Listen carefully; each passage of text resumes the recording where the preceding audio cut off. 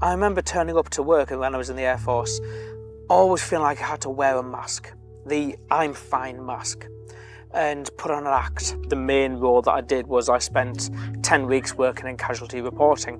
What this actually translated into was I spent 10 weeks on my own in a room watching people be killed and injured in really quite some horrific ways. Sometimes I'd receive one of these reports through and I would then go binge on food immediately after it, and I'd go and make myself throw up in the toilet. Coming back home, I had people telling me that I seemed different. You know, people were asking me more often, are you okay?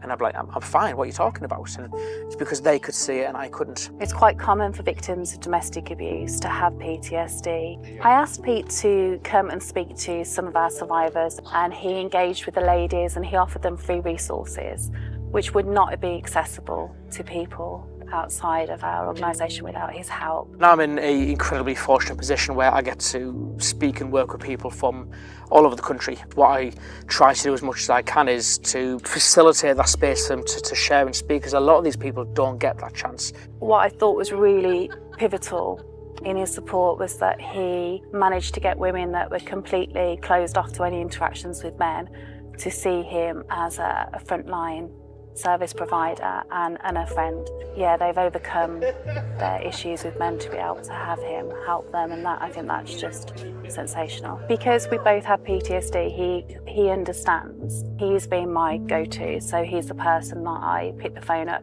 or text and say, I'm really struggling. Pete's attitude and personality is really different. It's unique and it can work across any group of people.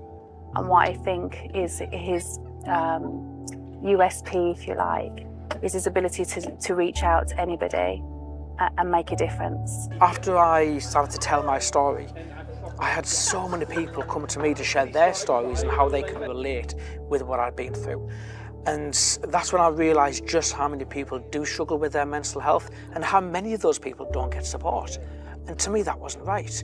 So I figured if I had a story and I could tell my story, which is quite rare for PTSD, where you feel able to talk about it so openly, that I could use that as a vehicle, as a platform to start changing this and to start normalising mental health, where we can talk about it like we talk about the weather or the fact that we've twisted our ankle. We can walk into work and say, you know what, my head's really beat me up today.